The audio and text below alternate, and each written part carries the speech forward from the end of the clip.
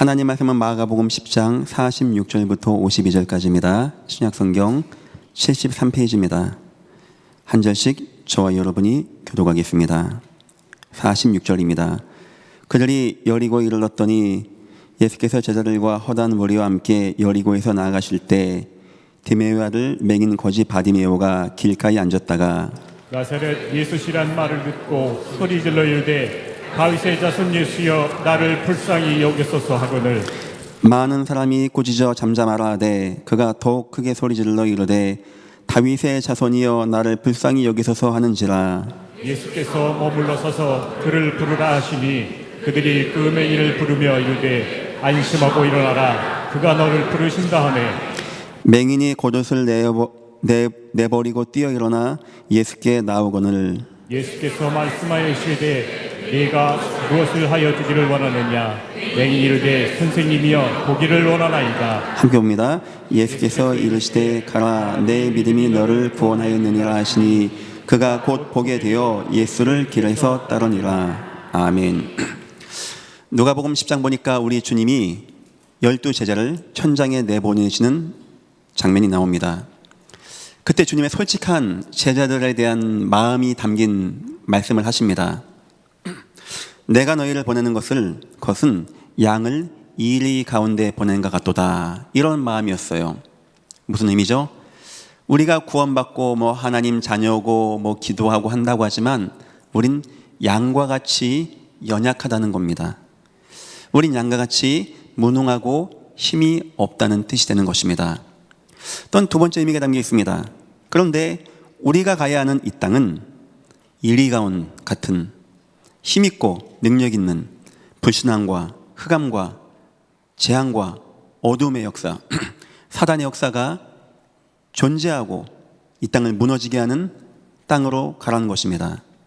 그리고 세 번째가 있습니다. 그런데 우리에게는 이 땅에서 연약한 우리가 이 땅, 이 강하고 무시무시한 악의 땅에서 해야 되는 주님의 사명을 모든 성도가 다 가지고 있다는 것입니다. 주님의 솔직한 마음이 거기다 담겨 있습니다. 가능할까요? 연약한 우리가, 무능한 우리가, 힘없는 우리가 저 이리 같은 세상, 재앙과 죄악과 흑암 역사가 온 땅을 캄캄하게 하고 만민을 무너지게 하는 여기서 과연 저와 여러분 같은 이게 연약한 우리가 사명 감당하고 주님의 뜻을 이룰 수 있을까요? 자, 그래서 성경 보니까 우리 여호와께서 구원받은 성도에게 주시는 세 가지의 축복이 성경에 나와 있습니다. 여러분 인생에 꼭 받으시기를 축원합니다. 그 첫 번째가 은혜라고 하는 것입니다. 그래서 여호와가 저와 여러분에게 은혜를 베풀어 주십니다. 사도 바울은 은혜를 설명함에 있어서 구원받는 것부터 인생 끝까지 모든 것을 다 포함한다고 합니다. 은혜를 인하여 믿음으로 말미암아 구원을 받았다고 하고요. 내 인생 결국 살아보니까 나의 나 된 것은 다 하나님의 은혜였다라고 합니다. 은혜는 어떤 한 시간에 받는 게 아닙니다. 일평생 내 사는 동안에 여러분 느껴지십니까? 하나님, 난 하나님의 은혜가 없으면 안 됩니다.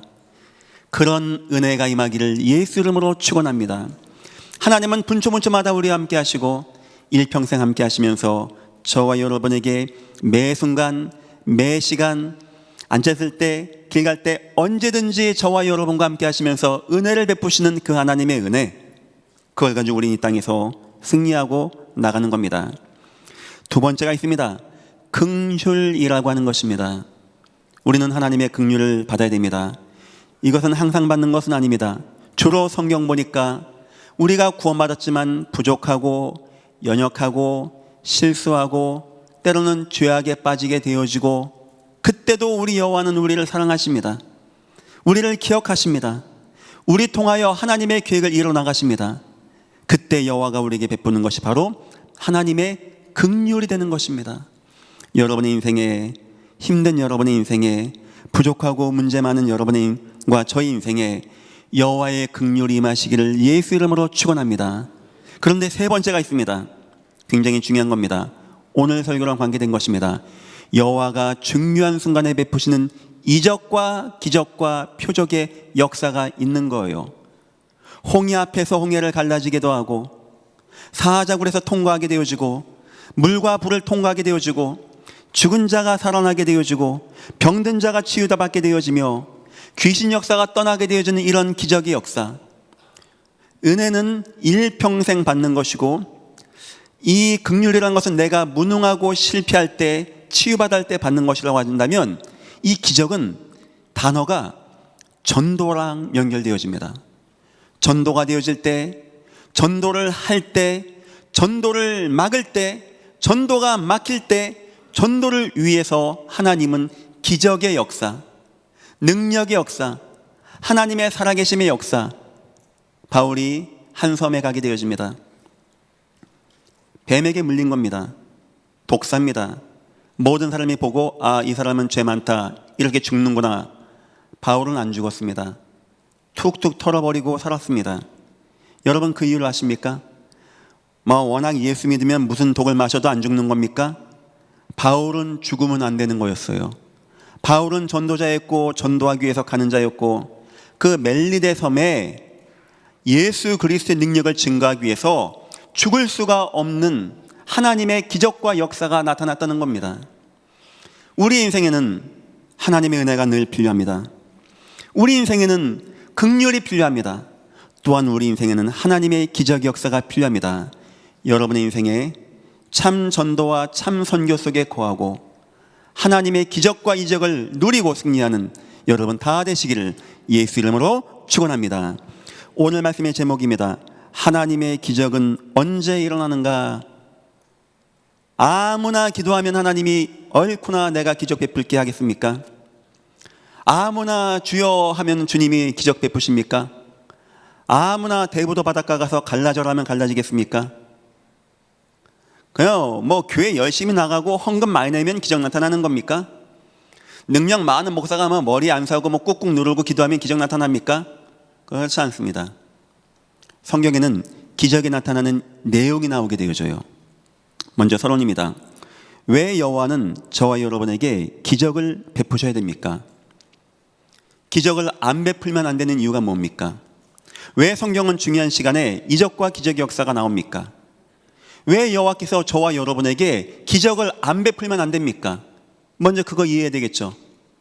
성경에는 크게 세 가지가 나옵니다. 첫 번째가 이 땅에 임한 흑암의 역사와 그의 큰 표적과 그것을 통한 미혹의 역사가 나오고 있습니다. 마태복음 24장 보니까 주님 마지막 때 어떤 문제 오겠습니까? 사람 미혹반책에 주의해라 하면서 거짓 기적과 표적으로 할 수만 있다면 택한 자를 넘어뜨리는 불도 끄집어내고 병도 취하는 이적과 기적 역사를 흑암 역사가 지금 부리고 있는 겁니다. 이단과 사이비가 그 역사 가운데 있는 거예요. 그래서 하나님은 참다운 능력과 참다운 기적의 역사로 참 하나님이 무엇인지를 누군지를 증거하기 원하시는 것입니다. 사도행전 8장 보니까 시몬이라고 하는 박수술객이 모든 사람들을 꽉 휘어잡고 있는 겁니다. 마술을 행하면서 이적과 기적을 행하면서 사람들이 아무리 힘이 있어도 못 나오는 겁니다. 꼭 메어가지고 그 마술의 능력에 현혹되어서 미혹되어서 그때 방법이 뭔지입니까? 빌립 집사님이 가서 참 하나님의 이적, 참 하나님의 기적, 예수를 증거했더니 일심으로 따르게 되어지고 병든 자가 치유되어지고 못 걷는 자가 걷게 되어지고 중풍병 자가 낫게 되어지며 귀신이 떠나가게 되어지고 그 성에 큰 기쁨이 있게 되어지는 이적과 기적의 역사. 여러분 가는 현장마다 그런 은혜가 임하시기를 예수 이름으로 축원합니다. 그래서 하나님은 우리에게 기적을 반드시 베푸셔야 되는 것입니다. 두 번째 이유가 있습니다. 우리가 이 땅이 현장이 불가능과 운명 가운데 매여 있다고 합니다. 마태복음 9장 예수님 이 땅 다 다니시면서 마음이 아픈 겁니다. 고생하며 기진하고 목자 없는 양과 같이 되어서 흑암과 재앙과 저주 가운데 이 땅이 불가능이라고 하는, 무속인들 표현은 운명 사주팔자라고 하는, 사람이 응애하고 태어나면 연월 일시가 내 운명되어서 운명대로 살아가야 되는 위기 가운데 있는 것입니다. 이 속에서 어떤 사람은 영적인 문제, 마음의 문제, 정신의 문제, 육신의 문제, 가정의 문제, 삶의 문제 막 무너지게 되어집니다. 성경은 본질적인 진노의 자녀가 되었다고 합니다. 사람이 좀 공부 열심히 한다고 되는 게 아닙니다. 사람이 좀 착하니까 운명에서 나오는 법이 없습니다. 사람이 좀 열심히 경건하게 사니까 운명이 깨어지는 법은 없습니다. 하나님의 기적의 역사가 임하면 되는 것입니다. 죽었던 자가 살게 되어지고 귀신 역사가 떠나가게 되어지고 질병들이 떠나가게 되어지는 역사, 여러분 가는 곳마다 여러분 현장에 임하시기를 예수 이름으로 축원합니다. 이 땅의 재앙과 저주의 불가능을 깨는 하나님의 구원받은 전도자 인생. 세 번째입니다. 하나님의 소원과 언약을 이루기 위하여, 하나님의 계획과 소원을 이루기 위하여. 때론 흑암의 역사가 막습니다. 때론 재앙의 역사가 막습니다. 때론 사자가 막습니다. 때론 여리고가 막습니다. 때론 물이 막습니다. 요단강이 막습니다. 여호와의 언약 막힐 수 있습니까? 사자가 막는다고 여호와의 언약이 막혀집니까? 홍해가 막는다고 여호와의 언약이 막혀지겠습니까? 만약에 누군가가 뭔가가 여호와의 언약을 막는다? 여호와는 갈라내고서라도 이적과 기적을 이루어서라도 여호와의 언약을 이루시는 하나님이십니다. 지금도 여호와는 살아계십니다. 지금도 여호와는 여호와의 언약을 이루어 나가십니다. 지금도 이 땅에는, 세상에는 운명과 사주팔자와 재앙과 저주 가운데 매여 있습니다. 여호와는 지금도 찾습니다. 과연 내가 누구를 통하여 능력과 기적과 표적을 나타내서 이 땅의 언약을 성취하고 재앙과 저주를 막아내고 참 복음의 능력을 보일지를 기도하겠습니다. 여러분과 여러분 가정의 후손들이 여기에 쓰임받는 존귀한 가문 다 되시기를 예수 이름으로 축원합니다. 첫 번째입니다. 기적이 일어나는 조건. 아무나 기도한다고 나타나진 않습니다. 그냥 한다고 나타나는 법은 없습니다. 오늘 내용 그렇습니다. 예수님께서 제자들과 함께 여리고에 가십니다. 나오는 과정이 있습니다. 많은 사람이 막 따라옵니다. 좋거든요. 막 예수가 병도 낫겠다고 하고 죽은 자 살았다고 하고 오병이요 물 위 걸어갔다고 하고 수많은 사람이 막 함께 하는 겁니다. 근데 그 동네에 디메오의 아들 바디메오라는 거지가 있는 겁니다. 거지가 된 이유가 있죠. 눈이 안 보이는 겁니다. 이 거지가 얼마나 마음이 아플까요? 얼마나 속상할까요? 얼마나 한댈까요? 내 인생에 누가 얼마를 돈을 주면 내가 만족될까요? 나는 지금도 거지, 앞으로도 거지. 난 앞으로도 무너져 이렇게 살 인생, 이 운명 같은 인생 아니겠습니까? 어떤 누가 얘기한 겁니다. 야, 바디메오야, 예수라는 분이 계셔. 너 그분 만나면 너 눈 뜰 수 있어. 이 말을 들은 겁니다. 때마침 예수님이 이 여리고를 지나서 나가는 거예요. 맹인이다 보니까 다른 감각은 없어도 듣는 게 뛰어나진 거죠. 딱 예수가 지나갈 때였습니다. 그때 막 소리 지른 거예요. 왜냐? 워낙 웅성웅성대고 많은 사람이 예수님 나 좀 만져주세요 하고 하니까 다윗의 자손 예수여 나를 불쌍히 여기소서. 얼마나 마음 아픈 얘기입니까? 그 바디메오의 아빠나 엄마가 그 말을 들으면 눈물 나지 않겠습니까?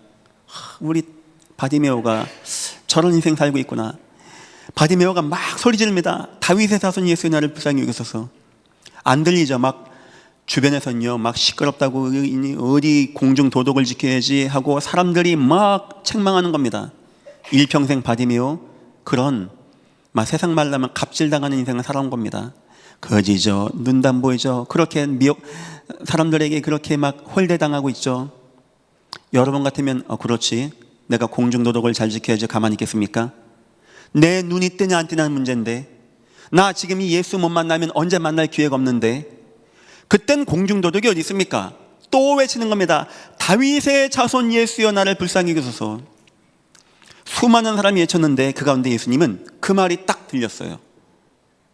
오라, 내가 너에게 뭐 해주기 원하냐? 주님 보기 원합니다. 내 믿음이 너를 구원하였느니라. 바디메오가 예수님을 따라가게 되어집니다. 자, 여기는 세 가지 나와 있습니다. 첫 번째, 여러분 언약을 이해하시기를 예수 이름으로 축원합니다. 여기 52절 보니까 이렇게 나옵니다. 47절입니다. 나사렛 예수란 말을 듣고 소리질러 이르되 다윗의 자손이여 자손 예수여. 사람들은 이렇게 얘기했습니다. 저분은 나사렛 예수야. 나사렛은 뭡니까? 마치 예전교회가 지역마다 많이 있습니다. 하다 보니까 안산 예전교회라고 해서 알 수 있게 놓은 겁니다. 사람들이 그 당시에 예수라는 이름이 흔하다 보니까 저 예수님을 지칭하기 위해서는 나사렛에서 태어난 예수님이야 하는 의미에서 나사렛 예수라고 불렀던 거예요. 하지만 바디메오는 나사렛 예수여 나를 불쌍히 여기소서 하지 않았습니다. 뭐라고 했죠? 다윗의 자손 예수여. 여기는 의미가 있는 겁니다. 구약 성경에 예언되어 있습니다. 창세기 3장의 재앙과 저주 가운데 있는 이 땅, 구원받지 않으면 이 땅, 하나님이 창세기 3장 15절 여자의 우선 동정녀 마리아 처녀가 잉태하여 아들 낳을 분이 오신다고 하셨는데 그분의 특징이 하나 중요한 게 나와 있어요. 그게 뭐냐? 다윗의 자손으로 온다는 겁니다. 장차 이 땅을 권하실 메시아와 그리스도가 다윗의 자손의 모습으로 오신다는 거예요. 그래서 다윗의 자손 이 말은 굉장히 힘 있는 말입니다. 마태복음 1장 1절 아브라함과 다윗의 자손 예수 그리스도의 계보라. 굉장히 의미가 있는 것입니다. 예수님은 이런 기도 저런 기도 그냥 막 그렇게 생각합니다. 한번 물어보셨습니다. 여러분 예수님이 얼마나 이 그리스도 다윗의 자손을 기뻐하는지 아십니까? 마태복음 16장 보니까 예수님이 물어보십니다. 사람들이 나를 누구라고 하느냐? 엘리야 같다고 합니다. 예레미야 같다고 합니다. 선지자 같다고 합니다. 예수님 대답이 없어요. 얼굴 표정이 안 좋아. 왜냐? 예수님은 그런 분이 아니니까. 그러면 너희는 나와 함께하면서 전도운동하면서 이 많은 것을 본 너희는 내가 누구 같냐? 그때 베드로가 이렇게 대답합니다. 주는 그리스도시오 살아계신 하나님의 아들이시니다. 그때 예수님이 어이구 맞췄어 잘하네 그래 이 정도가 아니었습니다. 이 쓰여있다 보니까 표현이 안 되죠. 성경 보니까 바요나 시모나 내가 보겠도다. 이것을 내게 알게 아니는 혈육이 아니요 하늘에 계신 내 아버지. 예수님이 너무 기쁘고 놀라고 황홀한 표정으로 성경에 말씀한 것이 나옵니다. 그렇다면 오늘 바디메오가 사람들은 나사렛 예수 하는데 아니 이분은 나사렛 예수 정도가 아니야. 장차 이 땅을 구원하실 메시아이신 그리스도가 오신다고 하신 다윗의 자손으로 오시는 메시아 그리스도 저분이 바로 예수님이야 했을 때 예수님 마음이 어땠을까요? 놀란 겁니다. 수많은 사람이 나사렛 예수 하는 건 안 들립니다. 그런 건 안 듣습니다. 그런데 누군가가 언약 붙잡고 예수를 부를 때 예수님은 바라보는 예수님. 여러분 언약 붙잡기를 예수님의 이름으로 축원합니다. 기적이 일어나는 첫 번째 조건, 아무나 갔더니 나타나는 게 아닙니다. 아무나 갔더니 되는 게 아닙니다. 하나님의 언약을 붙잡은 자, 하나님의 언약을 확신하는 자, 하나님의 언약 속에 있는 자, 하나님의 언약을 누리는 자. 예수 그리스도의 의미가 뭡니까? 주님은 그리스도십니다. 만왕의 왕으로 사단의 권세를 이기시고 대제사장으로 모든 죄와 저주 사하시고 참선자로서 하나님만 하는 길 대신 그 그리스도가 바로 예수님이십니다. 예수님 나에게 긍휼을 베풀어 주옵소서. 나를 불쌍히 여겨 주옵소서. 이 땅에 눈 못 뜬 불쌍한 사람 많이 있습니다. 돈 없는 거지 많이 있습니다. 무조건 예수님이 응답하는 게 아닙니다. 여러분 언약을 분명히 알기를 예수 이름으로 축원합니다. 나도 예수님 아는데 그 그리스도 이래 가지고는 안 되는 겁니다. 다윗의 자손 예수여 나를 불쌍히 여기소서. 잠잠하라 많은 사람이 꾸짖습니다. 아니 그러면 안 되는 겁니다. 예수님이 그리스도이신 것을 우리는 잠잠할 수 없는 겁니다. 또 외칩니다. 더 외칩니다. 다윗의 자손 예수여 나를 불쌍히 여기소서. 바디메오가 눈을 뜬 첫 번째 이유, 주 예수 그리스도 하나님의 언약을 너무나 정확하게 분명히 알았던 인생. 여러분 인생에 혹시 기적이 필요합니까? 막 기도 많이 하고 목사님 내가 헌금 많이 하고 그래가지고 될 문제가 아닙니다. 언약 붙잡기를 예수 이름으로 축원합니다.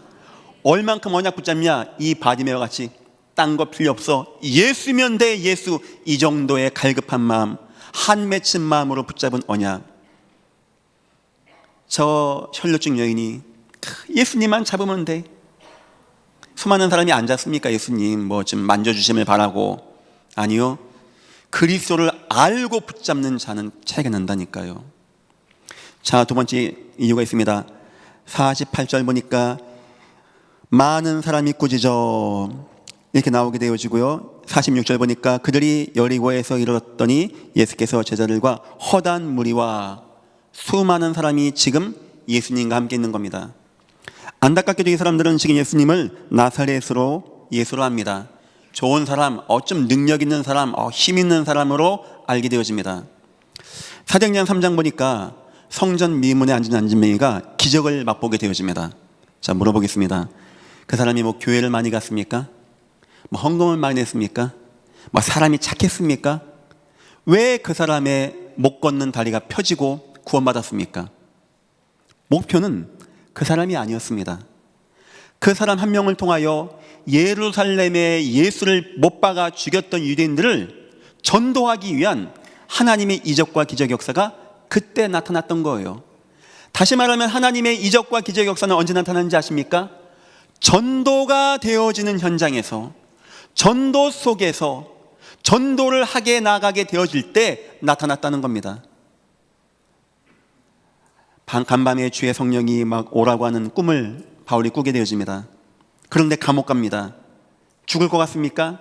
그 밤에 바울은 찬양합니다. 하나님, 역사하여 주옵소서. 여기에서 전도 역사를 이룰 거 아닙니까? 기도하는데 옥토가 터지고 무너지고 착고가 풀러지고 간수장이 선생이여 내가 어떻게 해야 구원 얻으리까? 그 역사가 나타나는 겁니다. 우리 주님은 저 바디메오도 물론 마음에 있습니다. 저 바디메오가 물론 마음에 남습니다. 저가 붙잡은 언약이 물론 소중합니다. 그런데 더 중요한 것은 이 허다한 무리, 이거 어떡합니까? 그 예수를 보고 나사렛 예수라고 하고 있습니다. 나쁜 건 아닙니다. 맞는 말입니다. 하나님의 언약적인 표현은 아니었다는 거예요. 수많은 무리가 따랐다고 합니다. 사람들이 무리가 되어진 거예요. 복음받지 못하고. 예수님은 여기서 예수님이 그리스도신 증거를 보여주곤 합니다. 조용해라, 오게 해라. 수많은 사람이 조용해지겠죠. 잠잠해지겠죠. 내가 뭐 해주길 원하냐? 주님, 눈 뜨기를 원합니다. 내 믿음이 너를 구원하였느니라. 눈 뜨기 원합니다. 이때 나타나는 수많은 사람들이 이 바디메오와 이 역사를 보고 어떻게 했을까요? 놀랬겠죠. 어떤 마음일까요? 예수님은 그리스도시구나. 저 예수님만이 참 메시아구나. 참다운 전도와 선교 역사는 이와 같이, 참다운 기적의 역사는 이와 같이 전도와 선교가 되어진 현장에서, 전도 속에서 나타난 겁니다. 여러분 인생에 하나님의 기적이 필요합니까? 여러분 전도 속에 거하시기를 예수 이름으로 축원합니다. 역사적으로 언제든지 전도가 막힐 때, 저 이스라엘 백성이 전도가 막힐 때, 저 다니엘이 전도가 막힐 때,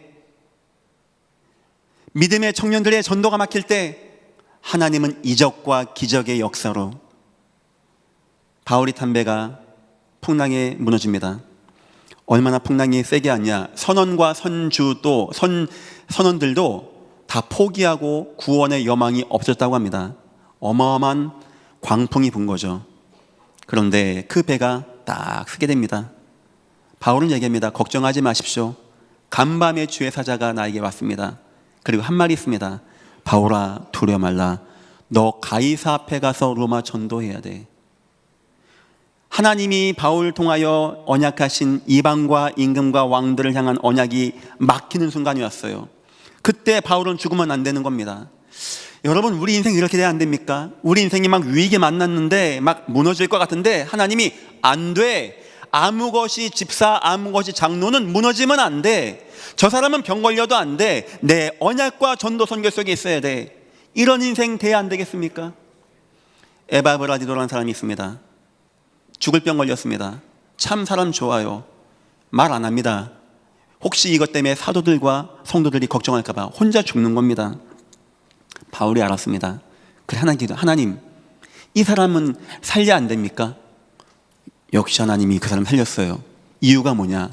그 교회와 전도와 선교를 위해서 나의 쓸 것을 돕는 그런 중요한 사람이었어요. 여러분 인생에 혹시 하나님의 기적이 필요합니까? 첫 번째, 언약 분명히 확신히 하십시오. 그리고 전도 속에 거하십시오. 하나님의 은혜가 임하시기를 예수 이름으로 축원합니다. 세 번째입니다. 확신이 있어야 됩니다. 확신. 여기 50절 보니까 겉옷을 내어버리고 뛰어 일어나 예수께 나오거늘. 거짓입니다. 가진 게 없습니다. 단 하나 가졌습니다. 겉옷입니다. 추울 땐 이거 덮어야 됩니다. 비 올 땐 이거 덮어야 됩니다. 이것마저 잃어버리면 나는 무너지는 겁니다.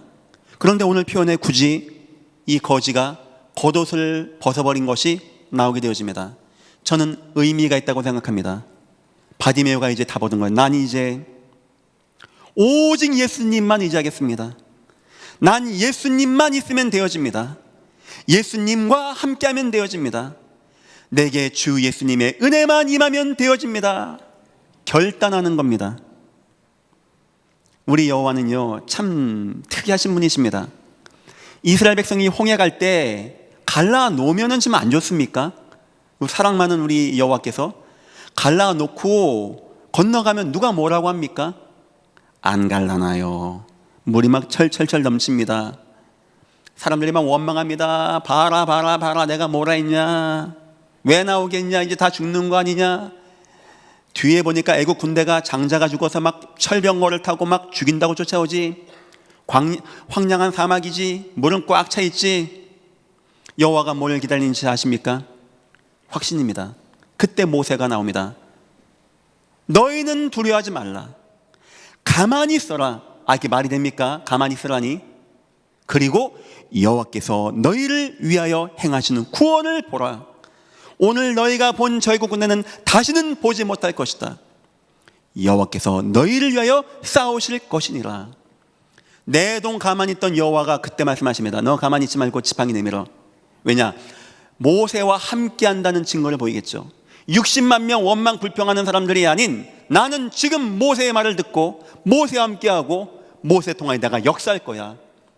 쫙 내미는데 홍해가 갈라지는 겁니다. 기적이 나타나는 겁니다. 이런 역사가 여러분들에게 마시기를 예수 이름으로 축원합니다. 우리가 결단할 때, 우리가 확신할 때 새 청년 불 가운데 갑니다. 왕이여, 우린 우상 숭배할 수 없습니다. 설령 하나님이 구할 것입니다. 설령 그리 안 해도 갈 것입니다. 모든 믿음의 역사 언제 나타나는 자입니까? 믿음으로 결단할 때, 믿음으로 싸울 때, 믿음의 역사 가운데 거할 때.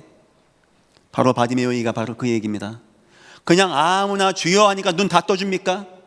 아무나 그냥 기도했더니 눈 다 뜹니까? 언약 속에 확신 있는 자, 대충이 아닙니다. 막 확신, 전도 속에 있는 자, 하나님의 능력을 확신하고 올인하는 자. 저와 여러분에게는 인생에 하나님의 은혜도 긍휼도 우린 기적도 필요한 인생을 살아가고 있습니다. 아닙니까? 여러분 인생에 언약 분명히 가지시고 전도 속에 있으시면서 언약 속에서 확신하시고 하나님의 능력 누리시기를 예수 이름으로 축원합니다. 두 번째입니다. 그런데 더 큰 기적이 성경에 나옵니다.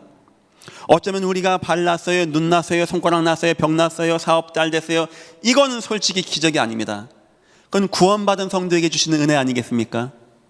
제가 보는 참다운 기적은 그 다음에 나옵니다. 52절 예수께서 이르시되 가라, 내 믿음이 너를 구원하느니라 하시니 그가 곧 보게 되어 예수를 길에서 따르니라.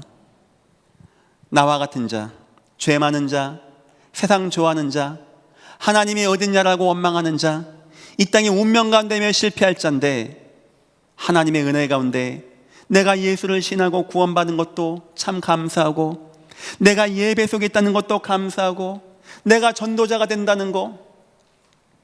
저는 바디메오가 예수를 따르니라를 세 가지로 봅니다. 첫 번째, 뭐가 기적입니까? 우리 인생에 눈 뜬 게 기적입니까? 눈 안 뜨면 안 됩니까? 소경 크로스비는 그렇게 눈 안 뜨고도 성경 찬송을 쓰고 하나님의 전도 선교에 응답받았는데, 저와 여러분에게 진짜 기적이 뭔지 아십니까? 절대 구원받을 수 없는 저와 여러분이 우리 평생 살면서 하나님이 어딨어, 내 주먹입니다 이러고 살아야 할 저와 여러분이 하나님이 기적과 같은 역사를 우리에게 임해서, 죄 많은 나에게 여호와의 은혜가 임해서, 죄 없는 하나님의 은혜가 임해서 나 같은 죄인을 살리시고 하나님의 자녀가 되어서 여러분과 내가 구원을 받게 된 것입니다. 어떤 것보다도 큰 기적은 바로 이거예요. 예수를 따르니라. 두 번째 기적이 있습니다. 그런 저와 여러분을 우리 주님은 가장 존귀한 시간, 가장 축복된 시간, 말씀이신 하나님이 말씀으로 역사하는 이 시간, 머리가 주님이신 지체가 함께 모이는 이 현장, 함께 모여서 예배할 수 있게 하시고 아멘할 수 있게 하신 거, 여러분 기적임을 믿으시기를 예수 이름으로 축원합니다.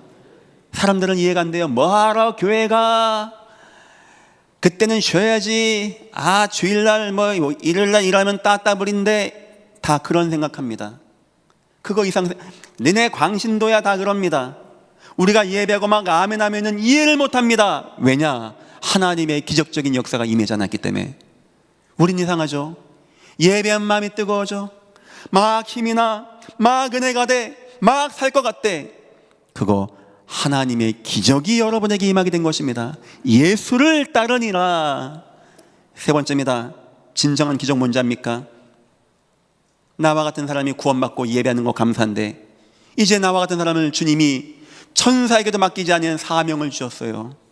장목사, 내가 장목사의 몸을 사용할게, 장목사 입을 사용할게. 가자. 가는 곳마다 내 얘기를 해. 내가 성령으로 역사할게.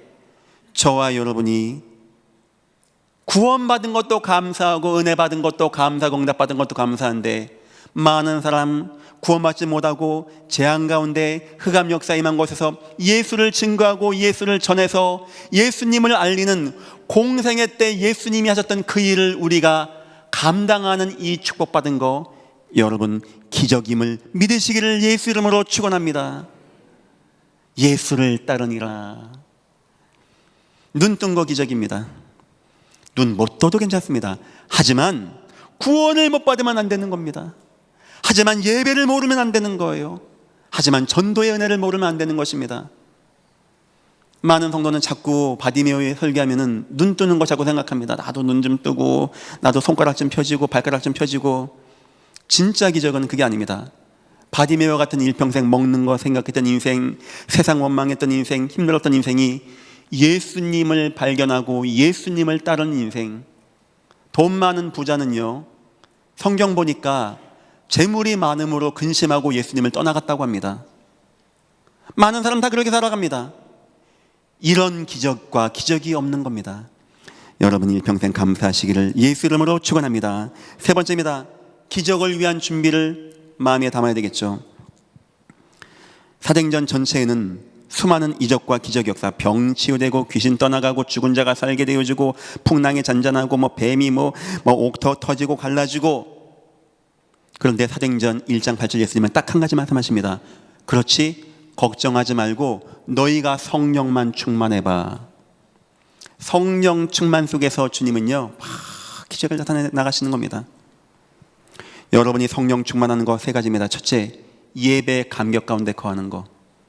내가 예배가 감격이 되어지고, 예배가 은혜가 되어지고, 예배가 기쁨이 되어지고, 계속 여러분을 준비하십시오. 더 예배 충만하고, 예배 힘이 되어지고, 예배가 그냥 지식이 아닌 감동으로 오게 되어지는. 저는 그렇게 생각합니다. 기도도 하고, 하나님, 우리 성도님들 무너지기도 많이 무너지고 여러 가지 많이 있습니다. 오늘 예배할 때 역사하여 주옵소서. 모든 질병이 떠나가게 하시고, 모든 마음이 회복되어지게 하시며, 모든 인생의 문이 열려지는 귀한 시간 되어지게 축복하시고 인도하여 주옵소서. 제가 해보니까 기적이 금방 오는 것도 있더라고요. 저는 저와 저희 가족은 많이 경험했습니다. 어느 거는 시간 오래 지나니까 되더라고요. 되어져요. 어느 거는 아직 안 되고 가는 경우도 있습니다. 중요한 건 제가 그동안 뭐 했냐? 예배 승리했어요. 예배.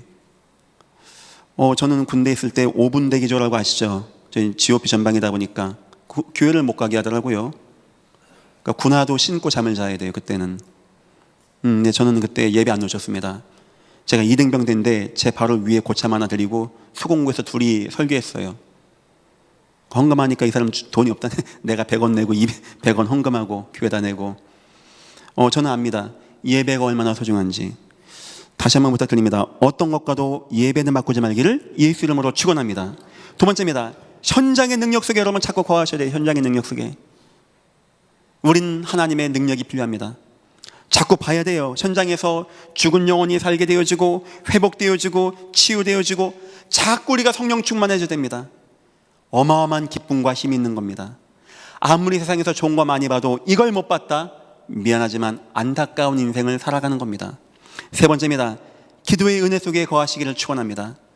나에게 기도가 막 깊어지고 은혜가 되어지고 뭘 달라 말라 이런 기도가 아닙니다. 하나님, 이 한마디만 해도 너무 감사해. 나 같은 사람 구원받은 것도 너무 감사하고 내 가정, 내 자녀, 내 남편, 내 아내 보니까 너무 기쁘고 감사하고 내가 예수 못 만났다면 어떨 것인가? 기도는요, 뭐 하나님 이거 주고 저거 주고 언제까지 주고 이런 게 기도가 아닙니다. 하나님, 예수까지 줬는데 뭘 또 구합니까? 하나님 너무나 감사합니다. 하나님, 오늘도 이 시간 영광을 받아 주옵소서. 자꾸 여러분의 인생을 성령 충만하게 하세요. 성령 충만하게. 아시겠죠? 자꾸 성령 충만하게 하면서 언약 딱 붙잡고 전도자가 되고 확신 딱 가지고 우리 인생, 우리에게도 기적이 필요한 문제가 많이 있고 이 땅에는 기적이 필요한 문제가 너무나 많이 있습니다. 하나님은, 구약의 하나님은, 모세에게 기적 베푸셨던 하나님은 지금도 살아서 우리와 함께 하십니다.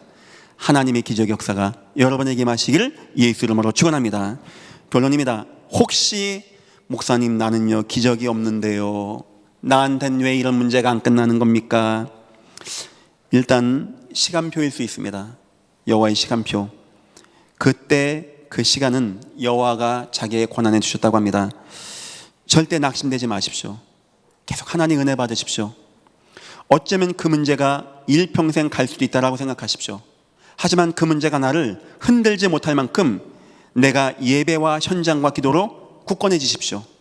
그리고 응답받는다면 그땐 감사하면 되는 것입니다. 아까 얘기했듯이 내가 구원받고 예배한다는 자체가 우리에게는 기쁨이 되어야 되는 거예요. 사단의 역사는 구원은 주지 못합니다. 표적은 줘요. 표적은. 그걸 가지고 사람들을 막 혼미케 하고 속이고 그렇게 합니다. 나에게 기적이 없다면 첫 번째, 구원받은 거 한번 생각해 보십시오. 그리고 감사하십시오. 하나님 너무 감사합니다. 많은 믿음의 선진들이 위기 만났을 때 우리 여호와는 기적을 베풀었거든요. 스데반 어떻습니까? 안 도와줬어요. 여호와가 돌을 만났는데 다 맞았어요. 거진 정신이 이제 혼미해지는 겁니다. 피도 많이 흘리고 쓰러졌어요. 저는 그런 생각도 해봅니다. 그 좀 여호와가 그때 막 불병 불말 막 보내가지고 막 다 제껴버리면 안 되나? 아니요. 중요한 건 스데반은요, 뭐 아프다 억울하다 뭐 주님 그럴 수 있습니까? 감사했습니다. 왜냐? 구원받았기 때문에. 보호자가 딱 보이고 하늘이 열리고 인자가 보호자 앞에서 보여지게 되어지고 너무 감사함으로 딱 하게 되어지는. 혹시 나에게 기적이 없다는 분 있습니까? 더욱 감사하시기를 예수 이름으로 축원합니다. 나를 지켜주심에 감사. 나를 지금까지 인도하심에 감사. 사람들은 증거, 기적 봐서 기쁘다고 예배하고 있지만 나는 그런 거 없어도, 우리 찬송가 이런 거 있죠. 이 눈에 아무 증거 아니 보여도. 나에겐 그런 거 없지만 주님이 나와 함께 하시지 아니하시면 어찌 이 자리에 앉아 예배하겠습니까? 저는 질병 가운데 치유받은 경험이 있습니다. 드라마틱해요. 근데 여기는 대부분 안 그렇죠. 어쩌면 저보다 여러분들이 더 믿음이 더 좋은 겁니다. 어쩌면 바디메오보다 여러분들이 믿음이 더 좋은 겁니다. 어쩌면 너무나 많은 인생의 문제를 가지고도 이 자리에서 예배하는 분들 있는 거 제가 압니다. 저는 바디메오와 저와 어느 누구보다 여러분의 믿음이 귀하다고 생각합니다. 절대 마음 빼앗기지 마시고 지켜주심에 감사하시기를 예수 이름으로 축원합니다. 세 번째입니다. 사랑하심에 감사. 끝까지 나를 사랑하심에 감사. 독생자 예수를 보내셔서 지금도 나를 떠나지 아니하시고 나와 함께 하셔서 지키시고 인도하시는 우리 하나님에 대한 감사. 하나님은 지금도 함께 하시면서 이 땅에 기적을 일으키셔야 되는 많은 이유 가운데 여러분과 저와 함께 하십니다. 예전 교회 성도님들은 아마 이 말씀을 잘 이해하셔야 됩니다. 왜냐니까 여러분들에게는 기적과 표적의 역사가 나타날 확률이 굉장히 크기 때문에 그렇습니다. 이건 제가 예전 교회 담임이 아니고 객관적으로 봤을 때 그래요. 코로나 끝나고 교회가 더 많이 부흥하고 있습니다. 너무 감사하게 여러 가지가 너무 좋아지고 있어요. 많은 사람들이 해외에서도 이 교회 전도 선교 오고 있고, 오늘부터 이 교회 전도 훈련이 되어지고, 이 교회가 언약을 얘기하고 언약을 나누고 있습니다. 이 교회가 중요한 시간에 결단도 합니다. 저 기도하겠습니다. 하나님, 우리 예전교회 모든 분들 다 전도자입니다. 먼저 하나님의 증거 있어야 안 됩니까? 우리 모든 가정들마다 하나님의 기적의 역사가 나타나고, 저들이 가는 곳마다 기적의 역사가 나타나서 저 불신자들, 운명과 재앙과 저주 가운데 매인 자들에게 참 하나님의 능력을 보일 수 있는 믿음의 가정과 전도인 다 되어지게 축복하여 주옵소서. 하나님의 은혜가 임하시기를 축원합니다. 기도하겠습니다. 하나님, 감사합니다. 우리에게 은혜와 능력과 긍휼과 기적을 역사하신 하나님, 우리를 축복하여 주옵소서. 전도와 선교와 하나님의 언약 성취 때문에 우리에게 하나님의 능력과 기적과 표적이 필요합니다. 하나님, 역사하여 주옵소서. 우리가 언약 속에 분명히 있게 하시고 전도 속에 있게 하시고 확신 가운데 거하고 결단할 때 살아계신 여호와님 역사하셔서 여호와 하나님만이 참 하나님이심이 이 땅에 증거되어지는 귀한 은혜와 증거 가운데 축복하시고 인도하여 주옵소서. 감사하며 예수님의 이름으로 기도했습니다. 아멘.